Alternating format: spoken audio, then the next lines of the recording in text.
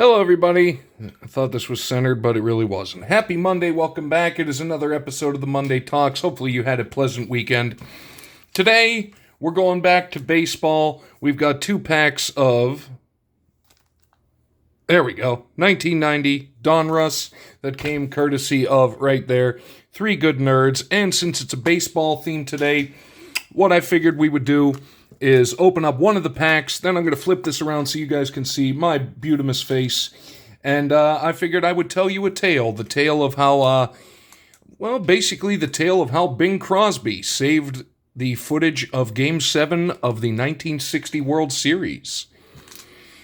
The last time, actually, the Pirates won, a Pittsburgh team won a championship in the city of Pittsburgh, was the 1960 World Series.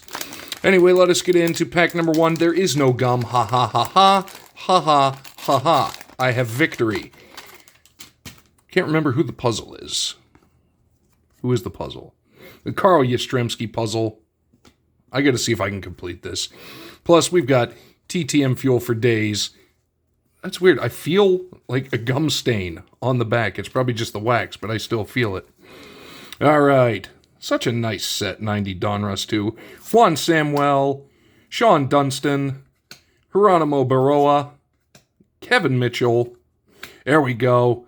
There's a mustache you can trust, and a favorite of mine from back in the day, plus a pretty good autograph signer, Doug Drabeck. He goes up there.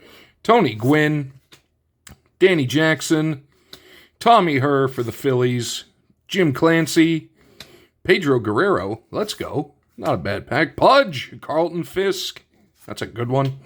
Claudel Washington, Pete Incaviglia. There we go. The words we all love to see. Actually, did I just completely biff on that? No.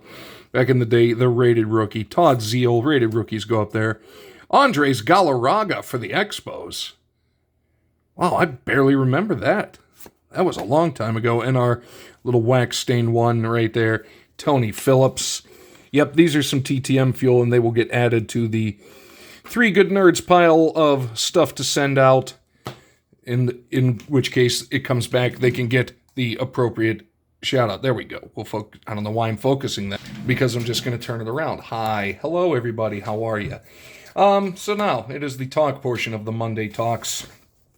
And, like I say, the 1960 World Series, where the Pirates somehow, we still really don't know, beat the Yankees. I say that because the games that the Pirates won were very, very tight games, very close scoring. The games the Yankees won, basically, they blew the doors off of the Pirates. So come 1960, the Game 7, the shot heard round the world with Bill Mazeroski. The thing about it is back in the day, especially, it was really, I think, mid to late 70s, most TV networks didn't really preserve anything. Like, they would tape over stuff all the time to save money on storage and reuse the tapes. I think actually they taped over some, if not a lot, of the moon landing footage from 1969. But that's just the way it was done. Basically, there is no footage. At least at this point, they don't believe there's any footage of games 1 through 6 of the 1960 World Series left. Like, full game footage. I don't think there is any left, other than maybe clips. But basically, Game 7 came around. And this is where Bing Crosby comes into play. And this is quite interesting, because at the time, Bing Crosby was a part owner of the Pittsburgh Pirates. Incredibly superstitious also. He was going to be in Paris, I believe. Hold on, I have it written down.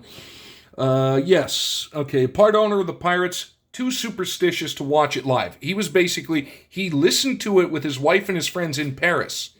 And he said, I will watch it if the Pirates win. And they did. And he had it recorded. What was it? I have it written down. The Kinescope, the old school Kinescope recording. He had it recorded in 1960 and listened to it as it happened. Then the Pirates won the 1960 World Series. Thank you, Bill Mazeroski. And, I would presume that when he returned back to the States, he was living in California at the time.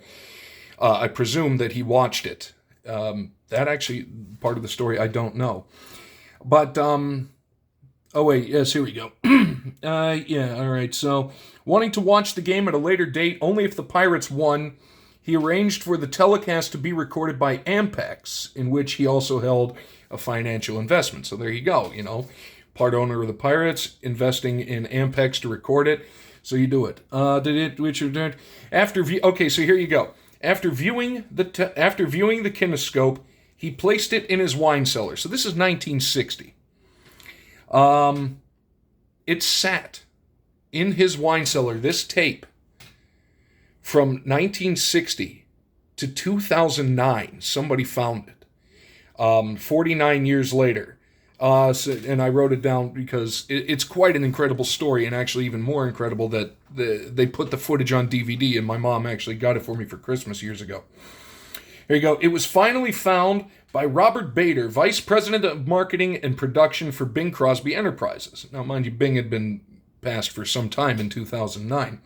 While looking through videotapes of Crosby's television specials, which were to be transferred to DVD.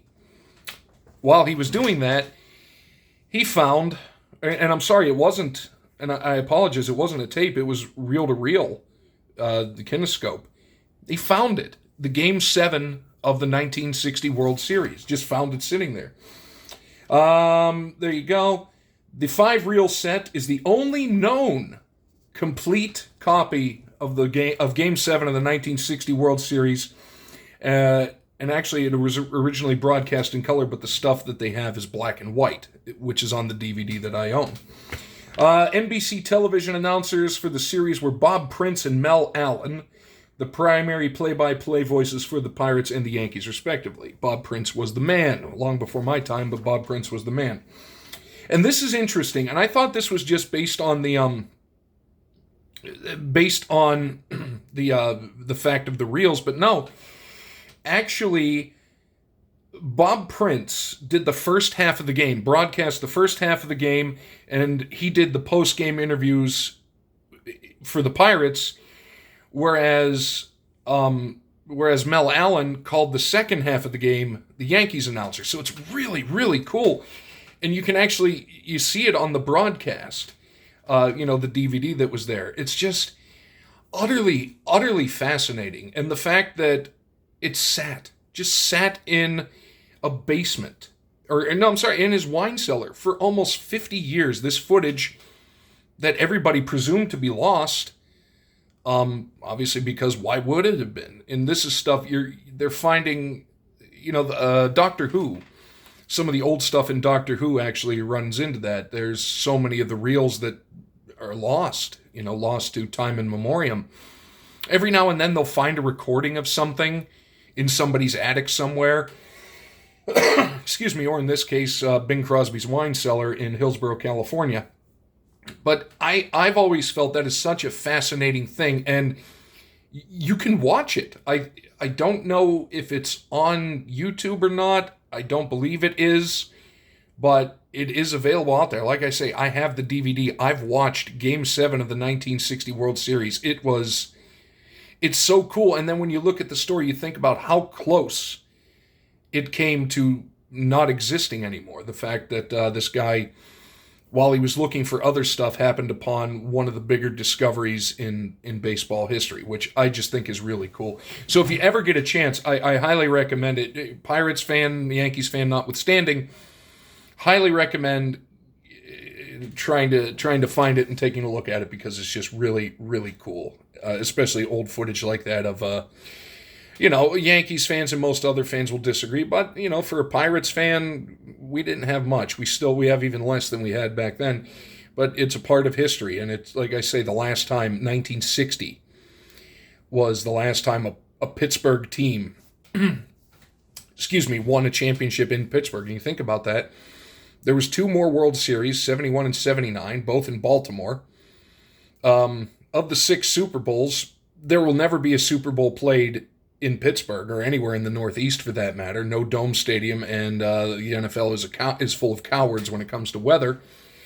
And the Penguins, 5 Stanley Cups, all of them on the road. Every single one of them was won on the road. So I wonder if there will, because honestly, the next chance that Pittsburgh is going to have of winning a championship in the city is going to be the Penguins. I firmly believe that because, again, no Super Bowls in Pittsburgh, and the Pirates are, the Pirates are. So we're going to flip that back around. Just wanted to share that little story with you. Just something I've always, just weird little tidbits like that I find interesting. We flop around, and we go to the final pack, pack number 2. Thank you, 3 Good Nerds, by the way. And now I'm going to heap some praise on 3 Good Nerds. Oop, I see a checklist. But as anybody rightfully should. They and their attitude toward it is what's going to save the collecting hobby. Because they're pricing out, back in the day, they're pricing out like the kids and stuff. But family time, keeping it alive. Just a great family, always fun, and just incredible collection of all kinds of things. Here's another part of the Yaz poster. Let us get into the cards. And again, TTM fuel abounds. We got Bob Malachy for the Orioles, Don August, Phil Bradley, Rance Mulliniks, Terry Kennedy, come on, Alvaro Espinoza. I don't even know who the big rookie is in this one. I can't remember. Rafael Ramirez, Mickey Tettleton, Pete Incaviglia again. We saw him. There we go. The Rhino, Ryan Sandberg. We will take Lance Johnson, Mike Moore, Frank Williams for the Tigers. Shout out Lisa Z and Sticks. Candy Maldonado, Steve Rosenberg, and a checklist, but unfortunately, no rated rookie in that pack. And see, it just goes back to being a kid. You would always go to the Donruss looking for the rated rookie or the Diamond Kings, and more often than not, you ended up with a pack like that. Unfortunately, El Skunko. But that is going to do it for this Monday Talks. Thank you so much for joining me. Thank you, huge thank you to 3 Good Nerds for the Donruss and for the fact that there is no gum in it. I do have another pack of that stuff that will be coming back out later. But link to 3 Good Nerds down below. Make sure to go over and check them out because they are awesome people, and you will love them if you have not already experienced them. So that's going to do it. Have a great rest of your week. We will see you next time.